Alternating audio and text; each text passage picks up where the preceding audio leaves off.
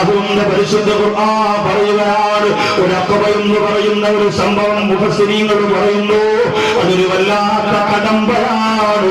അതങ്ങ് കഴിഞ്ഞു പോയാൽ അവർക്ക് കിട്ടുന്നത് വളരെ പരിശുദ്ധമായ പുണ്യങ്ങളാണ്.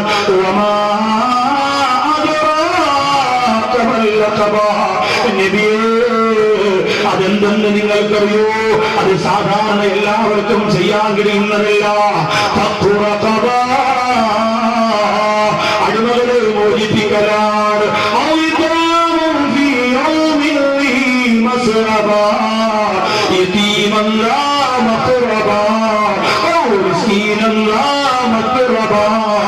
അല്ലാഹുവിന്റെ പരിശുദ്ധ ഖുർആൻ പറയുകയാണ്, പട്ടിണി കിടക്കുന്ന പാവങ്ങള്, കണ്ണീരെടുക്കുന്ന അനാഥ മക്കളെ സഹായിക്കലാണ്, അടിമകളെ അടിമത്തത്തിൽ നിന്ന് മോചിപ്പിക്കലാണ്.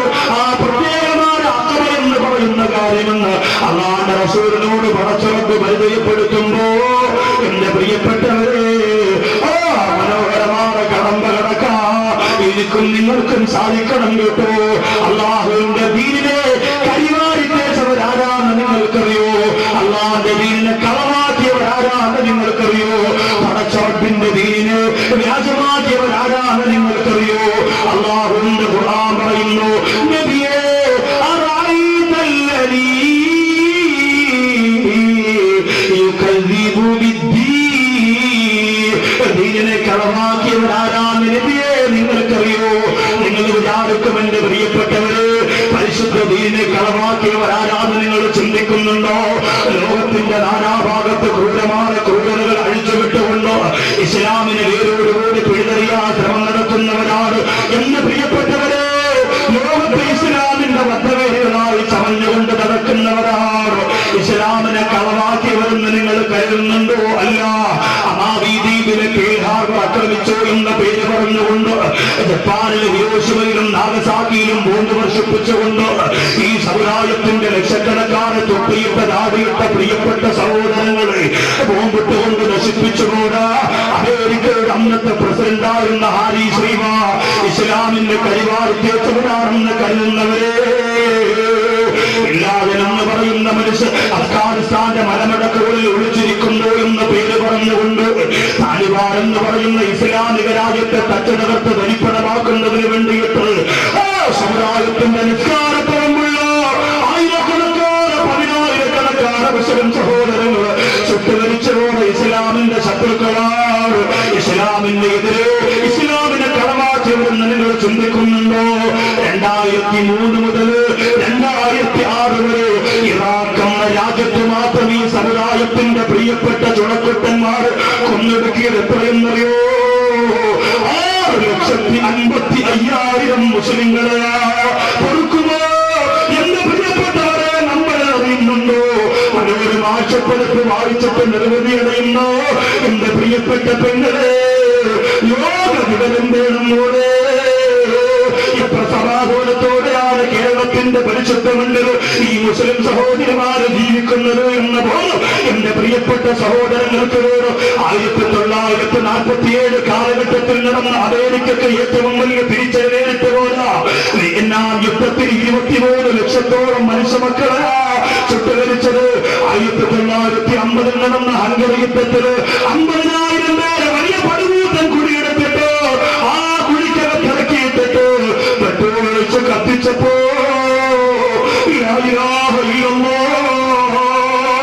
എന്ന തൗഹീദിന്റെ മന്ത്രമാ കുഴിക്കകത്ത് നിന്ന് റൂഹ് വിരിയുമ്പോ ആൾപ്പടരുന്ന തീക്കൊണ്ടാരത്തിനകത്ത് കിടന്ന് പൊട്ടിക്കിടന്നുകൊണ്ട് പറഞ്ഞു പോയെങ്കില് അല്ലാഹുവിന്റെ പരിശുദ്ധ ദീനിനെ വ്യാജമാക്കിയവരാരാണെന്ന് അല്ലാഹു പറയുമ്പോ അവരാരെയും അല്ലാഹു പറയുന്നില്ല, അവരാരെയും അല്ലാഹു പരിചയപ്പെടുത്തുന്നില്ല. സിന്ധു നദീതട സംസ്കാരത്തിന്റെ രാജ്യമായിരുന്ന അഫ്ഗാനിസ്ഥാനിൽ ചോരപ്പുരഴിക്കവരെ കുറിച്ച് പറയുന്നില്ല. 2.5 പതിറ്റാണ്ടുകാലം ഒരു രാജ്യത്തിന്റെ ഭരണാധികാരിയായിരുന്ന സദ്ദാം ഹുസൈൻ ഇന്ത്യനും നീശനുമായ നിലയിൽ മൃഗത്തിന്റെ കഴുത്തിന് കടാറ വെക്കുന്ന പോലെ മുസ്ലിങ്ങൾ ഏറ്റവും അധികം ആദരിക്കുന്ന ബലിപെരുന്നാളിന്റെ പ്രഭാതത്തിന് കഴുത്തേക്ക് തൂക്കെടുത്തുകൊണ്ട് കൊലപ്പെടുത്തിയവരാണ് ഇസ്ലാമിന്റെ ബദ്ധവലികളെന്ന് ഖുർആൻ പറയുന്നില്ല. അല്ലാഹുവിന്റെ ഖുർആൻ പറയുന്നു, യുകദ്ദിബു ബിദ്ദീൻ, ദീനിനെ വ്യാജമാക്കിയവരാരാ? 92 ഡിസംബറിൽ പാവപ്പെട്ട ബാബരി മസ്ജിദിന്റെ താഴികക്കുടങ്ങൾ നിലത്തേക്ക് വലിച്ചെറിയുമ്പോ ആ താഴികക്കുടത്തിന്റെ മണ്ണുവാറ് നെഞ്ചിൽ വെച്ചുകൊണ്ട് പൊട്ടിക്കരഞ്ഞോട് ശ്രീഭാഷയിട്ട് പോലും വിചാരിച്ചത് ഇവരൊക്കെ ഇസ്ലാമിനെ വ്യാജമാക്കിയവരെന്നാണ്. അല്ല അല്ല, അതാണ് ഇസ്ലാമിനെ വ്യാജമാക്കിയവരെന്നറിയോ? അല്ലാഹുവിന്റെ ഖുർആൻ പറയുന്നു,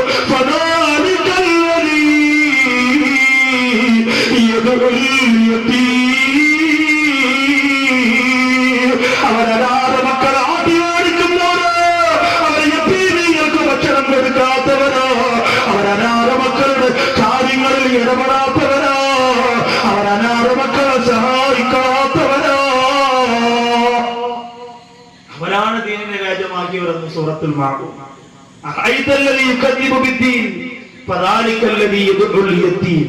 അനാഥ മക്കളെ ആട്ടിയോടിക്കുന്നവരാണ്.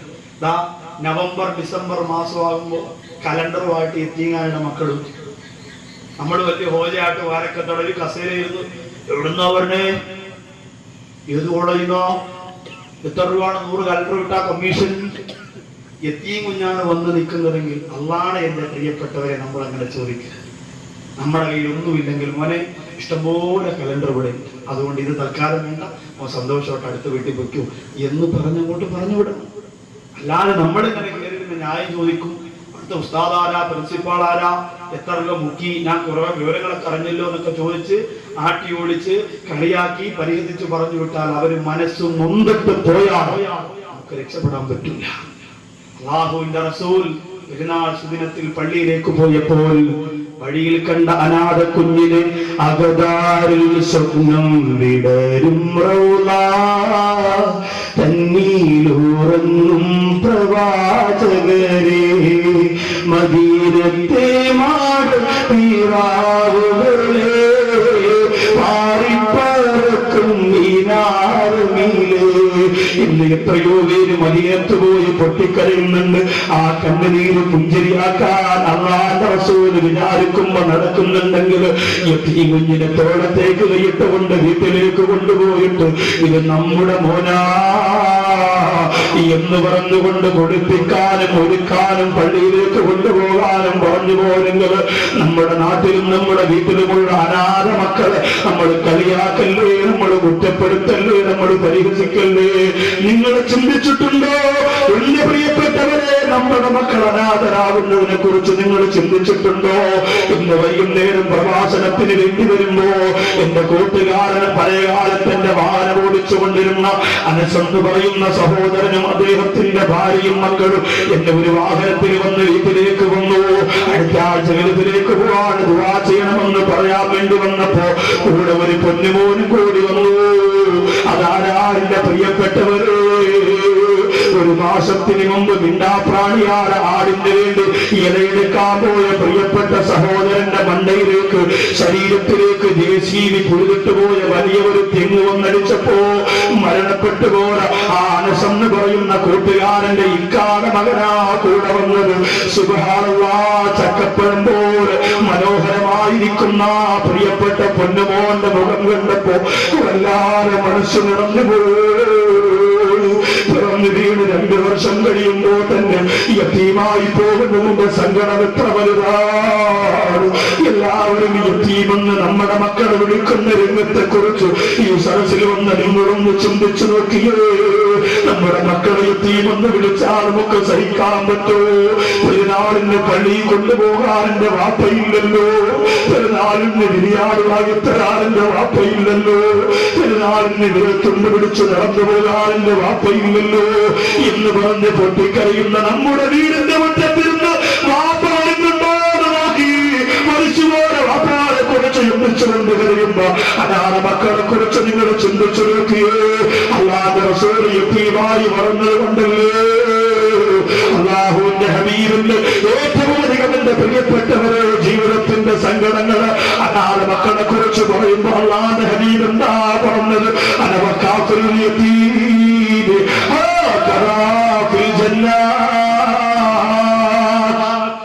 രണ്ടുപേരെ ചേർത്ത് വെച്ചുകൊണ്ട് ഇതുപോലെയാണ് അനാഥ മക്കളെ സഹായിച്ചവരെന്നാറ് സ്വർഗത്തിൽ നിന്ന് പറഞ്ഞു പോയെങ്കിൽ എന്റെ പ്രിയ പ്രിയപ്പെട്ടവരെ നമ്മൾ സഹായിക്കാൻ മനസ്സുള്ളവരാണ്.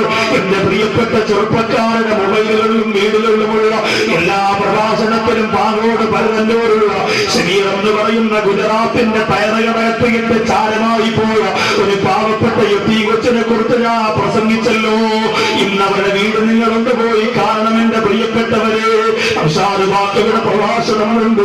തൊണ്ടയടഞ്ഞു പോകുന്നതിന് മുമ്പ് ചെയ്യാൻ പറ്റുന്ന സഹായമാ കൊടുക്കാൻ എന്റെ കയ്യിലൊന്നുമില്ലെങ്കിലും എന്റെ പ്രിയപ്പെട്ടവര് ഇന്ന് ലക്ഷക്കണക്കിന് രൂപ കേരളത്തിന്റെ എത്രയോ പ്രിയപ്പെട്ട കൂലിവേലക്കാരാണ് ചെറുപ്പക്കാർ ആ പ്രിയപ്പെട്ട സഹോദരന്റെ വീട്ടിലേക്ക് എത്തിച്ചു കൊടുത്തെന്നറിയോ.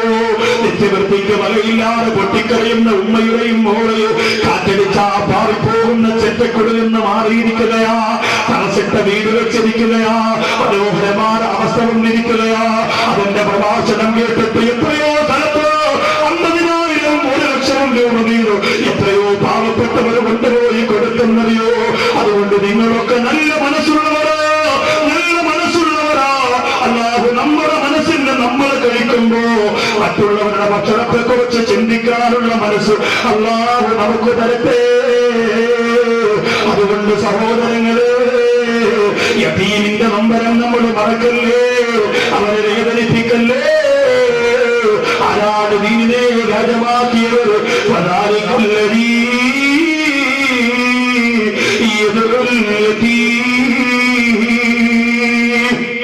അനാഥ മക്കളെ ആട്ടി ഓടിക്കുന്നത്, അവരെ കളിയാക്കാൻ പാടില്ല. അനാഥ മക്കളുടെ തലയിൽ ഇങ്ങനെ ഒന്ന് തടവിയാൽ ഓരോ രോമവും അനുസരിച്ച് നിനക്ക് നന്മകളെ അള്ളാഹു അധികരിപ്പിക്കും. അതുകൊണ്ടാണ് യതീംഖാനയിലുള്ള എല്ലാ മക്കളെയും ഉസ്താദുമാരും മൊട്ടയടിച്ച് നിർത്തുന്നത്.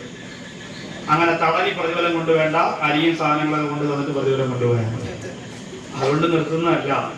ഇപ്പോഴ് നമ്മൾ ആലോചിച്ച് നോക്കി, ഞാൻ ഈ അടുത്ത സാധനം ഞാൻ വിയർക്കുന്നത് കൊണ്ട് മുടി ഒരുപാട് വെട്ടിക്കളയുന്ന കൂട്ടത്തിൽ മുടി തീർത്ത് ഞാൻ ഒരു പ്രാവശ്യം ക്ലീൻ ആക്കിക്കൊണ്ട് പ്രസംഗിക്കാൻ വന്നപ്പോൾ ഒരു കൂട്ടുകാരൻ ഉസ്താദേ നമുക്കൊക്കെ വലിയ സങ്കടമുണ്ട് കേട്ടോ, നിങ്ങൾ ഇങ്ങനെ മുടിവിട്ട് ഇത്രയും വേണ്ടായിരുന്നു. ഞാൻ മുടിവിട്ടിനെ കുറിച്ചാണ് പറയാം. മുടി എന്ന് പറയുന്നത് ചെറുപ്പക്കാർക്കൊരു രസമാണ്. അതുകൊണ്ട് തന്നെ ദർസിൽ പഠിക്കുമ്പോൾ ഉസ്താദുമാര് എത്തിയ മക്കളാണെങ്കിലും അല്ലാത്ത മക്കളാണെങ്കിലും മുടി നല്ലതുപോലെ വെട്ടാൻ പറയുന്നത് എന്തുകൊണ്ടാണെന്നറിയോ? ഇവർ പഠിച്ചുകൊണ്ടിരിക്കുമ്പോൾ പിന്നെ ഈ കിതാബിനകത്ത് കണ്ണട വെച്ചിട്ട് അതിലൂടെ നോക്കിക്കൊണ്ടിരിക്കും. അത് സ്വഭാവം ഉണ്ടാവും. അതുകൊണ്ടാണ് ഉസ്താദുമാർ ആ രീതിയിൽ മുടി നല്ലതുപോലെ വെട്ടിയിട്ട് ഇൽമ പഠിക്കാൻ മുത്തഅല്ലിമാകാൻ പറയുന്നത്. അതുകൊണ്ടാണ്. ഇന്ന് പിന്നെ അതൊന്നും നടക്കൂല. ഇന്ന് ദർസിൽ ആ പരിപാടിയൊന്നും നടക്കത്തില്ല. ദർസ് നടത്തുന്നവരോട് ചോദിച്ചാൽ അറിയാം. ചാത്തന്നൂര് ഭാഗത്ത് ഒരു ദർസിലേക്ക് വന്ന പ്രിയപ്പെട്ട കൊച്ച് തന്റെ ഉസ്താദിനോട് നിബന്ധന വെച്ചത് എന്താണെന്നറിയോ? മോൻ പുറത്ത് നിൽക്കാൻ വാപ്പ അകത്ത് പോയിട്ട് മനോരമ ആഴ്ചപ്പതിപ്പ് വായിക്കാനുള്ള സൗകര്യം സജ്ജീവ് കൊടുക്കണം. എങ്ങനെ ഇവിടെ നിർത്താൻ പറ്റും? അത് പറഞ്ഞു നമുക്ക് ആലോചിക്കാം. കാരണം എന്താ, കുട്ടികളില്ലെങ്കിൽ കമ്മിറ്റിക്കാരെ അടുത്ത ആഴ്ച പിരിച്ചുകൊണ്ടെന്ന് പറഞ്ഞിരിക്കാം. മനോരമയോ മംഗളോ വെള്ളിയാഴ്ചത്രോ ഊണായിക്കോട്ടെ, നമ്മുടെ കാര്യം നടക്കണ്ടേ? ആ രീതിയിൽ നിയമം വെച്ചുകൊണ്ട് കുട്ടികൾ അറിയിക്കാൻ അള്ളാഹു കാത്തിരക്ഷിക്കട്ടെ. നല്ല മുദരിസീങ്ങളുടെ അടുത്ത് അൽഹംദുലില്ലാഹ് തഖ്വയുള്ള മുത്തഖീങ്ങളായ ഉസ്താദുമാരുണ്ട്. ദറസെന്ന് പറഞ്ഞാൽ വലിയ കഷ്ടപ്പാട് നമ്മൾ വിചാരിക്കണമെന്നില്ല, ഒരുപാട് ത്യാഗമാണ്. അപ്പോ അങ്ങനെയുള്ളവരുടെ അടുത്ത് അൽഹംദുലില്ലാഹ് ഇപ്പോഴും 10, 30, 35 നല്ല രസ്യം കുട്ടികൾ മുത്തഅല്ലിമീങ്ങൾ ഇൽമു പഠിക്കുന്ന, ഒരു സലാത്ത് ഇല്ലുന്നു, ഒരു ദിക്ർ ചൊല്ലുന്നു, ഒരു ദുആ ചെയ്യുന്നു. അങ്ങനെയുള്ള മഹത്തായ മഹാന്മാരായ ഉസ്താദുമാർക്ക് അല്ലാഹു സുബ്ഹാനഹു വ തആല ദീർഘായുസ്സ് കൊടുക്കട്ടെ. വണ്ടൂര് ഒരു ഉസ്താദ് ഉണ്ടായിരുന്നല്ലോ, കാഴ്ചയില്ല, കട്ടിലിൽ കിടന്നുകൊണ്ട് ദർസെടുക്കും. അൽഹംദുലില്ലാഹ് അല്ലാഹു അങ്ങനെയുള്ളവരുടെ ഗുരുത്വം നമുക്ക് തരട്ടെ. ഇന്നലെ ഇവിടെ ഉദ്ഘാടനം ചെയ്ത ബഹുമാനപ്പെട്ട മുഹമ്മദ് കുട്ടി ഉസ്താദ്, അദ്ദേഹമാണ് ഇവരെയൊക്കെ പഠിപ്പിച്ചത്. അദ്ദേഹവും ഇപ്പോഴും നിലവിൽ ദർസെടുക്കുന്നയാൾ. നമ്മുടെ ഉസ്താദുമാര് ഇവർക്കൊക്കെ അല്ലാഹു ആയുസ്സും ആരോഗ്യവും ആഫിയത്തും കൊടുക്കുമാറാകട്ടെ എന്ന് മനസ്സിൽ തട്ടി മനസ്സ് നൊന്ന് ഞാൻ ദുആ ചെയ്യാം. അവരുടെ നഷ്ടം നമുക്കൊരു നഷ്ടമാണ്. അവര് നമ്മളിൽ നിന്ന് വിട പറഞ്ഞു പോയാൽ തീരാ ദുഃഖമാണ്. അല്ലാഹു കാത്തിരക്ഷിക്കുമാറാകട്ടെ. അപ്പൊ ഒന്ന് അനാഥ മക്കളെ ആട്ടി ഓടിക്കുന്നവരാണ്. രണ്ടാമത്തതോ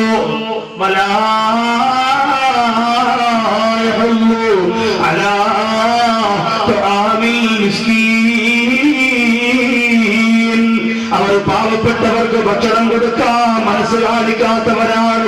ഒരിക്കലും സാധിക്കവർക്ക് അവർ ഭക്ഷണം കൊടുക്കുന്നവരല്ല. ആ ഒരവസ്ഥ നമുക്ക് വരല്ലേ. അല്ലാഹു പടച്ചതമ്പുരാനെ കാത്തിരക്ഷിക്കട്ടെ. ഇന്നലെ ഞാൻ നിങ്ങളോട് പറഞ്ഞിരുന്ന മനോഹരമായ ചരിത്രത്തിലേക്ക് കിടക്കുകയാ. സഹാബത്തിൽ ഒരുപാട് അറിവല്ലാഹുവിന്റെ റസൂൽ കൊടുത്തെങ്കിലും തീരെ പാവപ്പെട്ടവനായിരുന്നു ആര്? അലി ഇബ്നു അബീ താലിബ് റളിയല്ലാഹു അൻഹു. പണ്ട് തന്നോട് ദീനിൽ കൊണ്ട് നിന്തുള്ളൂരാദരധീരേ മക്കാമണൽ തട്ടിരിക്കൊക്കെ ഞെട്ടിച്ച അക്കാരങ്ങളിൽ ഹൈദർ ശൂരേ എന്നുള്ള കലിമത്ത് കൊണ്ടു നടന്നവരും മാറിയത്ത് മണ്ടന്മാരായുള്ളോരവീതം കൂട്ടത്ത് കണ്ട പൊലിപിയോട് തവരും വേസനീത്ത് മങ്ങാത്തോരി മാൻപൂമാനേര് ദിനിൽ മായാത്തോരു ബഹുമാനേര് നിത്ത തരികിടജത്തരികിടജത്തിമൃതം തത്തകുതത്തകതകുടത്തകതരികുടതികുടം അക്കവനെ ദിക്കിതിരം ദുഃഖമിരും നീക്കിടന് പെരിയോരേ. മദീനയുടെ മണവാളം പറഞ്ഞില്ലേ, അല മദീനത്തുൽ ഇൽമി വഅലിയും ബാബുഹാ. ഞാൻ അറിവിന്റെ പട്ടണമാണെങ്കിൽ എന്റെ അലിയുണ്ടല്ലോ, അറിവാകുന്ന പട്ടണത്തിലേക്ക് കടന്നു വരാനുള്ള കവാടമാണ് എന്ന് ലോകത്തെ പഠിപ്പിച്ച നബി മുഹമ്മദ് മുസ്തഫ സല്ലല്ലാഹു അലൈഹി വസല്ലമ തങ്ങൾ അങ്ങനെ പറയുമ്പോൾ അലി റളിയല്ലാഹു അൻഹു തീരെ പാവപ്പെട്ടവനായിരുന്നു. പ്രിയപ്പെട്ടവരെ, ഉസ്മാൻ ഇബ്നു അഫ്ഫാൻ റളിയല്ലാഹു അൻഹു ധാരാളം അല്ലാഹു പണം കൊടുത്ത വ്യക്തിയായിരുന്നു. ധാരാളം സമ്പത്ത് ഉണ്ടായിരുന്നു. അതുകൊണ്ട് തന്നെ ഒരുപാട് സ്വതക്ക ചെയ്തു. ഇന്ന് പ്രിയപ്പെട്ട ഉസ്താദ് എന്നെ വിളിച്ചു പറഞ്ഞു, ഉസ്താദേ നിങ്ങൾ ഇന്ന് നാളെ കൂടിയേ നമുക്ക് വാഴുള്ളൂ. അതിൽ വലിയ നിരാശ നമുക്ക്.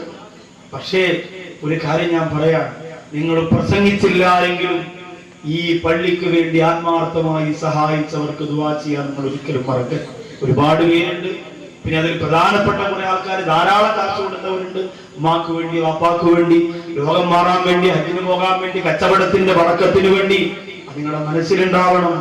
ഇന്നലെ മഴത്തുള്ളികൾ ദുആഇന്റെ ഇജാബത്തായി ഈ പരിശുദ്ധമായ മജ്‌ലിസിലേക്ക് പെയ്തിറങ്ങിയപ്പോൾ അവർക്ക് വേണ്ടി ദുആ ഞാൻ മനസ്സിൽ കരുതി. അതുകൊണ്ട് ഉസ്താദേ ഇന്ന് നിങ്ങൾ ദുആ ചെയ്യണം. സഹായിക്കുന്നവരെ, സഹായിച്ചവരെ ഒരിക്കലും നമുക്ക് മറക്കാൻ പറ്റില്ല. എന്നോട് ഉസ്താദ് പറഞ്ഞത്, ഇവിടെ ഒരുപാട് വലിയ പിരിവൊന്നും ഉസ്താദേ നിങ്ങൾ നടത്തണ്ട. പരിശുദ്ധ റമദാനിന് മുമ്പ് ഈ നാടിന്റെ പരിസരത്ത് എല്ലാ അനാശാസ്യങ്ങളും അനാവശ്യങ്ങളും ഒഴിവാകണം. നമ്മുടെ പ്രിയപ്പെട്ട ചെറുപ്പക്കാരെല്ലാം അള്ളാഹുവിന്റെ പള്ളിയിൽ അരക്കിട്ടൊട്ടിച്ച പോലെ ഇരിക്കണം. നാളെ എന്തെങ്കിലും ഞാൻ ചോദിച്ചു, പൈസ വിരിക്കണോ? വന്നിരിക്കുന്നവരോട് ചോദിച്ചാൽ വല്ല 1000, 2000, 5000 ഒക്കെ വാങ്ങിത്തരണോ? സാറ് നാളെ എന്തെങ്കിലും ഒരു ഓഫർ അവരെ കൊണ്ട് ചെയ്യിപ്പിക്കുക. അവരെ കൊണ്ട് പറ്റുന്നത് ഈ സാധു സംരക്ഷണ സമിതി മുന്നോട്ട് വെക്കുന്ന പാവപ്പെട്ടവരെ കെട്ടിക്കാൻ, രോഗികളെ സഹായിക്കാൻ നിങ്ങൾ നിയ്യത്ത് ചെയ്തു കൊണ്ടുപോകാൻ. നാളെ 1000, 2000 ഇല്ലെങ്കിൽ ഇൻഷാല്ലാഹ് ഇവിടുത്തെ സംഘാടകർ ആരെങ്കിലും നമ്പർ വാങ്ങിച്ചിട്ട് അതിലേക്ക് 5000 10,000 കൊടുക്കാമെന്ന് പറഞ്ഞ് എപ്പോഴെങ്കിലും എത്തിച്ചു കൊടുക്കാനുള്ള പരിപാടി ചെയ്താൽ മതി. അതിപ്പോ നാളെ തന്നെ ചെയ്യാനുള്ളതല്ല. അത് പറഞ്ഞാൽ വരും വർഷത്തിൽ നിങ്ങളുടെ സമ്പത്തിന്റെ ബറക്കത്ത് അത് എപ്പോഴെങ്കിലും ഇൻഷാല്ലാഹ് നിങ്ങൾ ചെയ്തു കൊടുത്താൽ മതി. അല്ലാതെ ഇവിടെ വേറെ അനുകൂലമുള്ള ഒരു പരിപാടിയില്ല. അത് മാത്രം നടക്കുന്നു. സെക്രട്ടറി പോലും ഇവിടെ കയറി നിന്നുകൊണ്ട് പ്രസംഗിക്കുന്നത് ഞാൻ കേട്ടതാ. ഇന്ന് ഭക്ഷണം കഴിച്ച് ഇങ്ങോട്ട് നടന്നു വരും. ഇന്നലെ 1.5 മണിക്കൂർ പ്രസംഗിച്ചതേ ഉള്ളൂ. അത് നമുക്ക് വലിയ നഷ്ടമാണ്.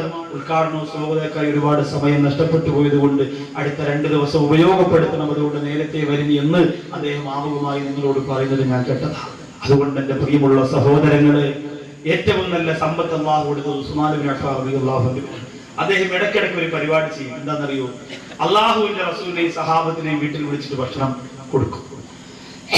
അള്ളാഹു റസൂലിനെ സഹാബത്തിനെ വീട്ടിൽ വിളിച്ചിട്ട് ഭക്ഷണം കൊടുക്കും. ഒരു ദിവസം വീട്ടിൽ വിളിച്ചു. പൊന്നാര നബിതങ്ങൾ വരികയാണ്. കൂടെയാരുണ്ട്?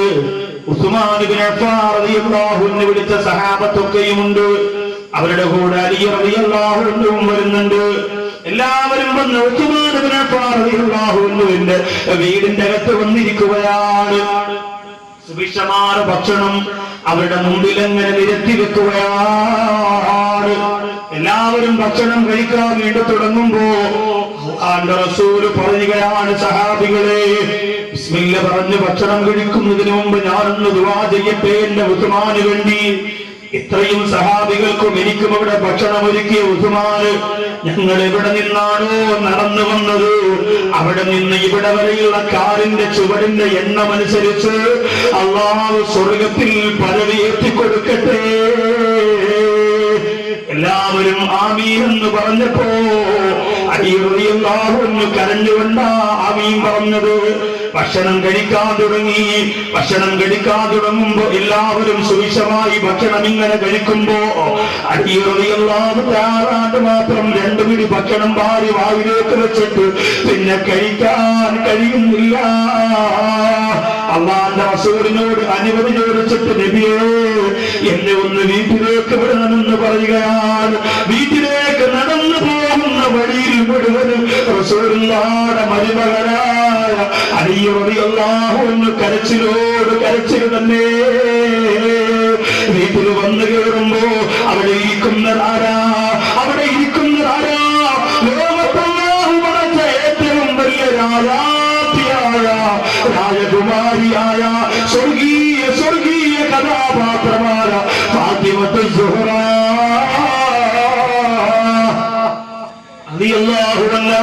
അടിയാറ് ഞങ്ങളുടെ ജീവിതത്തിന്റെ ഏറ്റവും വലിയ സമ്പാദ്യമേ, ഒരുപാട് സഹാബത്ത് കൊതിച്ചിട്ട് കിട്ടാത്ത കനിയെ അലി റളിയല്ലാഹു അൻഹു വീട്ടിൽ വരുമ്പോ പുഞ്ചിരി തൂവിയിട്ട് വാതിൽ അങ്ങനെ നിൽക്കുകയാണ്.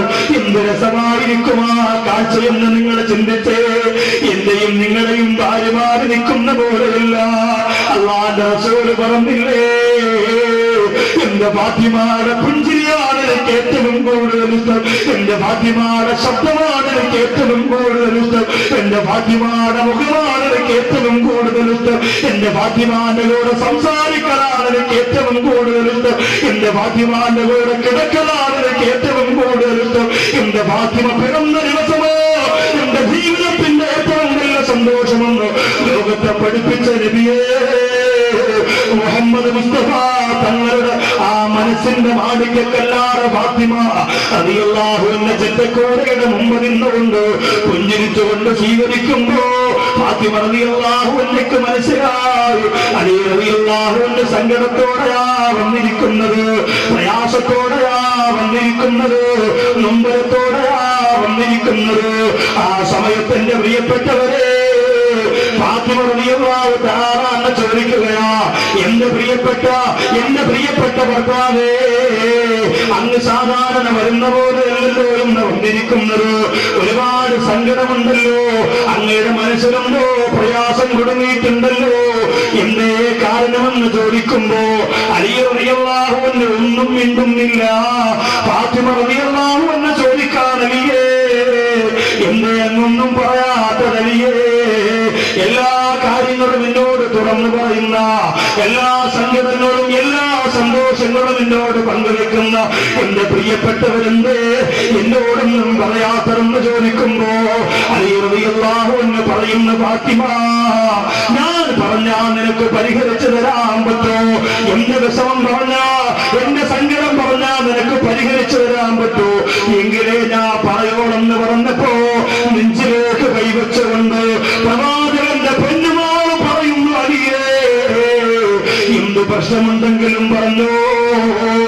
ചന്ദ്രനെ പിളർത്തിയ പ്രവാചകന്റെ പൊന്നുമോളാണെങ്കിൽ, ഈ മോള് റസൂലുള്ളാഹിയുടെ കരളിന്റെ കഷണമാണെങ്കിൽ നിങ്ങളുടെ ആഗ്രഹം ഞാൻ നടത്തി തരുമെന്ന് പറഞ്ഞപ്പോ അലി റളിയല്ലാഹു തആല പറയുന്നു, ഫാത്തിമ എല്ലാ സഹാബത്തും നിന്റെ കാരുണ്യത്തിന്റെ നിറദീപമായ ഹബീബ് ഇന്നിതാ റസൂലുള്ളാഹി സ്വല്ലല്ലാഹു അലൈഹി വസല്ലമയുടെ കൂടെ ഒരുമിച്ച് സഹാബത്തെല്ലാം ഉസ്മാൻ ഇബ്നു അഫ്ഫാൻ റളിയല്ലാഹു അൻഹുവിന്റെ വീട്ടിലേക്ക് എത്തിയിട്ടുണ്ട്. ഫാത്തിമ അവിടെ എത്തിയപ്പോഴോ നല്ല സുവിശേഷമായ ഭക്ഷണം തയ്യാറാക്കി അവൻ അല്ലാഹു പണം കൊടുത്തത് കൊണ്ടല്ലേ, എന്റെ ഉസ്മാൻ അല്ലാഹു കാശ് കൊടുത്തത് കൊണ്ടല്ലേ അങ്ങനെ തയ്യാറാക്കിയപ്പോ നമ്മുടെ ഹബീബ് ദുആ ചെയ്തതെന്തെന്ന് നിനക്കറിയോ ഫാത്തിമ? പള്ളിയിൽ നിന്ന് ഇറങ്ങി നടന്നത് മുതൽ ഈ വീടെത്തുന്നത് വരെ എത്ര ചുവട്ടടിയുണ്ടോ, എത്ര കാൽപ്പാടുണ്ടോ, അതിനൊക്കെ അർഹമായ പദവി അല്ലാഹു സ്വർഗത്തിന് ഉസ്മാന് കൊടുക്കട്ടെ എന്ന് പറയുമ്പോ ഈ അലിയിന് എന്നാണ് അങ്ങനെ ഒരു പ്രാർത്ഥന കിട്ടുന്നത്? ഫാത്തിമ ഒരു നേരത്തെ ഭക്ഷണം പോലും കഴിക്കാൻ നിവൃത്തിയില്ലാതെ ഈ വീടിനകത്ത് പട്ടിണി കിടക്കുന്ന എനിക്ക് എങ്ങനെയാണ് ഫാത്തിമ എന്റെ വീടിനകത്ത് റസൂലുള്ളാഹിനെ കൊണ്ടുവരാൻ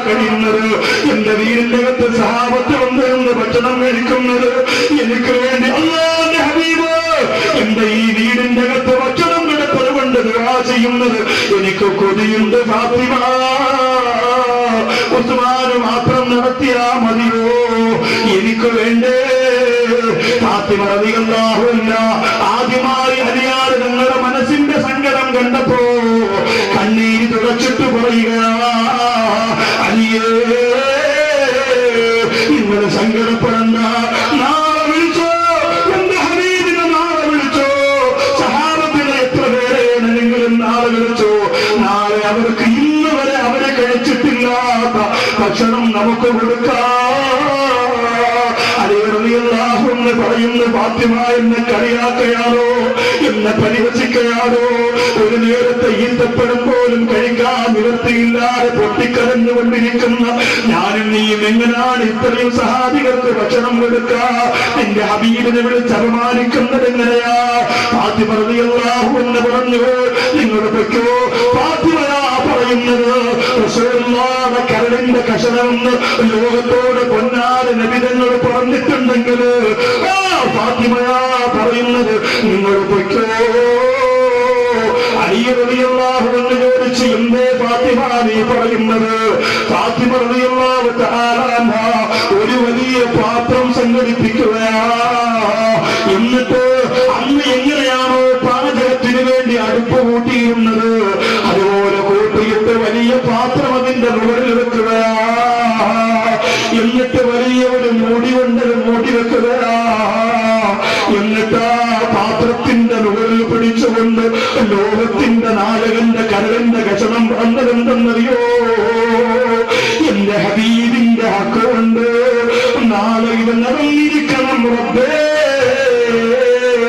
എന്റെ ഭർത്താവിന്റെ മനസ്സിന്റെ കണ്ണീര്, എന്റെ ഭർത്താവിന്റെ വിടഞ്ഞുപോയ കൽബുണ്ടല്ലോ, എനിക്ക് മാറ്റിയെടുക്കണം റബ്ബേ.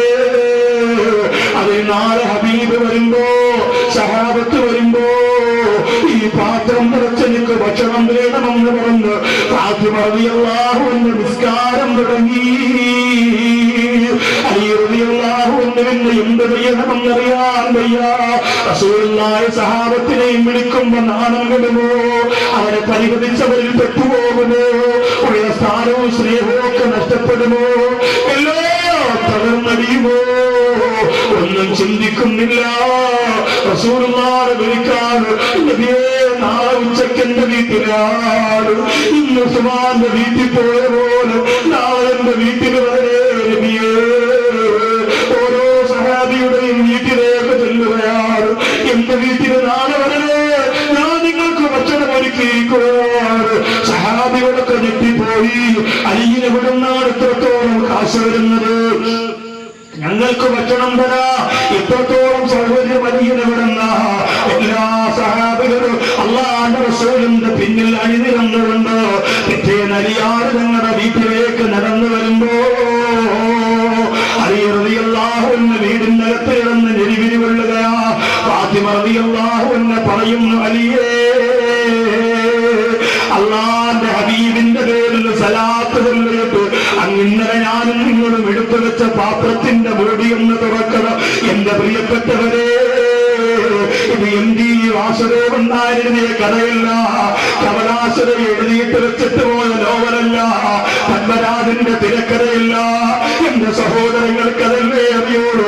ഇസ്ലാമിന്റെ ചരിത്രങ്ങളെ ചവിട്ടി തേച്ചുകൊണ്ടിരിക്കുന്ന എന്റെ പ്രിയപ്പെട്ട യുവത്വമേ, ഇത് പഠിക്കണേ, നിങ്ങൾ പഠിക്കണേ. എന്നിട്ട് മദീനയുടെ മണവാളിന് വേണ്ടി ലക്ഷക്കണക്കാരെ സലാത്ത് ചൊല്ലിയിട്ട് ജീവിതത്തിന്റെ പട്ടിണി മാറോ, കട്ടത മാറോ, ദുരന്തം മാറോ, ദുരിതം മാറോ. അല്ലാഹുവിന്റെ ഹബീബിന് സലാത്ത് സമർപ്പിച്ചിട്ട് പൊട്ടിക്കരഞ്ഞിട്ട് ദുആ ചെയ്തോ, ഉറപ്പ് വിശ്വാസമുള്ളവരുടെ മനസ്സിൽ അൽഹംദുലില്ലാഹ് നിന്റെ മറുപടി ഉറപ്പ്, അതിന് സംശയവും വേണ്ട. എത്രയോ മജ്‌ലിസിന്റെ വേദി തകർന്നു പോകുന്ന തരത്തിലുള്ള കൊടുങ്കാറ്റും പേമാരിയും മദീനയുടെ മണവാളന് സലാത്ത് വളർന്നുകൊണ്ട് നിർത്തിയതിന്റെ പ്രിയപ്പെട്ട ചെറുപ്പക്കാര് കണ്ടിട്ടില്ലേ? അത് റസൂലുള്ളാഹിയോടുള്ള മഹബത്തിന്റെ ഭാഗമാ. അല്ലാഹുവിന്റെ റസൂലിനെ കുറിച്ച് ആവശ്യമില്ലാത്ത കാര്യങ്ങളുണ്ട് തമ്മിലടിച്ച് ഈ സമുദായത്തെ ഭിന്നിപ്പിച്ച് ഛന്നഭിന്നമാക്കാറ്. എന്റെ പ്രിയപ്പെട്ടവരെ, നമുക്ക് ആനന്ദിക്കാനുള്ള വീട്, ആ വീടിൽ നീ ഭക്ഷണം കഴിക്കുന്ന ദൈവം പേരുടെ മുന്നിൽ ഏതെങ്കിലും ഒരു പാവപ്പെട്ടവരെ നാടിനവരെ വിളിച്ചിരുത്തിയിട്ടുണ്ടോ? നിന്റെ വീട് വൃത്തിയാക്കുന്ന വേലക്കാരനെ ഇരുത്തിയിട്ടുണ്ടോ? നിന്റെ പുരയിടം ശുചീകരിക്കുന്ന ഊരിക്കാതെ ഇരുത്തിയിട്ടുണ്ടോ റസൂലുള്ളാഹി പഠിപ്പിക്കുന്നതാണ് ആ മാനസിക മുഖമാണ് ഈ സമുദായത്തിൽ നഷ്ടപ്പെട്ടു പോയത്. ഇനി ആ 3 കാര്യം അതുകൂടി പറഞ്ഞ് ഇൻഷാ അല്ലാഹ് ഇന്ന് ദുആയിലേക്ക് കിടക്കാം. നരകവാസികൾ നരകത്തിൽ കിടന്നുകൊണ്ട് സ്വർഗത്തിലുള്ളവരെ നോക്കി പൊട്ടിക്കരഞ്ഞുകൊണ്ട് ഒരു തുള്ളി വെള്ളം അല്ലാഹു നിങ്ങൾക്ക് തന്നത് എന്തെങ്കിലും ഞങ്ങൾക്ക് തരുമോ എന്ന് ചോദിക്കുമ്പോ വിരലുകൾ കൊണ്ട് സ്വർഗത്തിൽ അരുവികൾ ഉണ്ടാക്കുന്ന ഒരു വിഭാഗം അവരാരാണ്? അവർക്ക് 3 വിശേഷണമാണ് പരിശുദ്ധ ഖുർആൻ പറയുന്നത്. ബൈബിൾ അംഗീകരിക്കുന്ന ക്രിസ്തീയ പുരോഹിതന്മാരുടെ നായയുടെ കഥ പറയുന്നുണ്ട്. ഈ 3 നായകളെയും മുന്നിൽ വെച്ച് ചർച്ച ചെയ്യുമ്പോ പരിപൂർണമായും അള്ളാഹു പടച്ച നജസെന്ന് ഈ സമുദായം പറയുന്ന നായയിൽ നിന്ന് ഒരു മനുഷ്യന് പഠിക്കാൻ 10 ഗുണപാഠങ്ങളുണ്ട് എന്ന് ബഹുമാനപ്പെട്ട ഹസൻ ബസരി റളിയല്ലാഹു അൻഹു പറയാൻ. മനുഷ്യൻ മൃഗത്തെ പോലെ അധപ്പതിക്കുമ്പോ പ്രായപൂർത്തിയാകാത്ത കോതമംഗലത്തുള്ള പെൺകുട്ടിയെ കൊണ്ടു നടന്ന് പ്രിയപ്പെട്ട പിതാവ് ശരീരം വിറ്റിട്ട് പള്ള നിറയ്ക്കുന്ന കാലഘട്ടത്തിൽ എന്റെ പ്രിയപ്പെട്ടവരെ റെയിൽവേ പിന്നെ പ്ലാറ്റ്ഫോറത്തിലൂടെ വലിച്ചുകൊണ്ടുവന്ന് ക്രൂരമായി പാളത്തിലിട്ട് മാനഭംഗപ്പെടുത്തിയ പെൺകുട്ടിയുടെ കണ്ണീര് തോരാത്ത കേരളത്തിന്റെ കരയിൽ ഹസൻ ബസരി റളിയല്ലാഹു അൻഹു പറയുകയാണ്, ഒരു നായയിൽ നിന്ന് ഒരു മനുഷ്യൻ 10 കാര്യം പഠിച്ചാൽ മലക്കിനേക്കാൾ അവൻ ഉയരും. അല്ലാഹു തആല ഉയർച്ച നമുക്ക് തരട്ടെ. നമ്മൾ ആര് നായെ കണ്ടാലും നമ്മൾ അപ്പ കല്ലെടുക്കും. ആ നായയിൽ നിന്ന് നമുക്ക് പഠിക്കാനുള്ള 10 ഗുണപാഠങ്ങൾ അത് നമ്മൾ പഠിച്ചാൽ നമ്മളൊരു മലക്കിനേക്കാൾ ഉയരും. അല്ലാഹു അങ്ങനെ ഒരു ഉയർച്ച നമുക്ക് തരട്ടെ. നാളെ ആ വിഷയം ചർച്ച ചെയ്തിട്ടാണ്. ഇന്ന് നിങ്ങൾ വീട്ടിൽ പോകുമ്പോ അപ്പുറത്ത് വൈകി നിൽക്കണ ബൈക്കിൽ അങ്ങോട്ട് പോകുമ്പോൾ ആ നായ കണ്ട് നിർത്തണം ഇറങ്ങിയിട്ട് 10 കാര്യം എവിടെ 10 കാര്യം എന്ന് പറഞ്ഞ് നോക്കിക്കൊണ്ടിരിക്കരുത്. കഴിഞ്ഞ പ്രാവശ്യം ഞാൻ ഈ പാനൂര് ആറാട്ടുപുഴ പാനൂര് കുറച്ച് ദിവസമായോളൂ കുറ്റിത്തരിയിൽ നിന്ന് കുറച്ച് ചെറുപ്പക്കാർ വാതേക്കാൻ വേണ്ടി വന്നിട്ട് തിരിച്ചു പോയപ്പോ ഉസ്താദെ സ്ഥലം പറയണ്ടാണ്.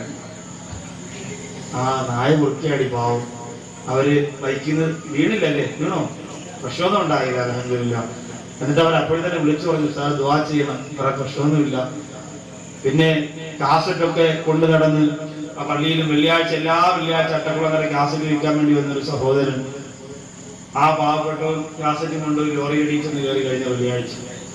ഹെൽമെറ്റ് ഉള്ളത് കൊണ്ട് രക്ഷപ്പെട്ടു എന്ന് കണ്ട എല്ലാവരും പറഞ്ഞു. വലിയ ഇടിയായിരുന്നു. പാവം അവൻ വിളിച്ചിട്ട് പറയണം, സാറേ ദുആടെ ബറക്കത്ത് കൊണ്ട് രക്ഷപ്പെട്ടു. ഞാൻ പറഞ്ഞു ഗ്യാസിന്റെ വയ്ക്കാമെന്ന് നുണയെ പറഞ്ഞോണ്ട് എന്നാ ഇങ്ങനെ തന്നെ ദുആ ചെയ്യുമ്പോൾ അടുത്തത് നാമീൻ പറഞ്ഞു. ഇല്ല സാറേ, ഞാൻ എത്ര കച്ചവടം ഉണ്ടെങ്കിലും ഇല്ലെങ്കിലും ഞാൻ നാമീൻ പറയാറുണ്ട്. അല്ലാഹു തആല അതുകൊണ്ട് ഒരുപാട് സഹോദരങ്ങൾ എനിക്കും നിങ്ങൾക്കും ഒക്കെ ദുആ എന്ന് പറയുന്നത് അൽഹംദുലില്ലാഹ് ഒരു മൂർച്ചയേറിയ ആയുധമാണ്. നഷ്ടപ്പെടുത്തരുത്. ഇന്ന് വെള്ളിയാഴ്ച രാവ്, നാളെ അൽഹംദുലില്ലാഹ് നമ്മുടെ ഇൽമിന്റെ സമാപന വേദി. അതുകൊണ്ട് വളരെ മനോഹരമായി സലാത്തുകൾ ചൊല്ലി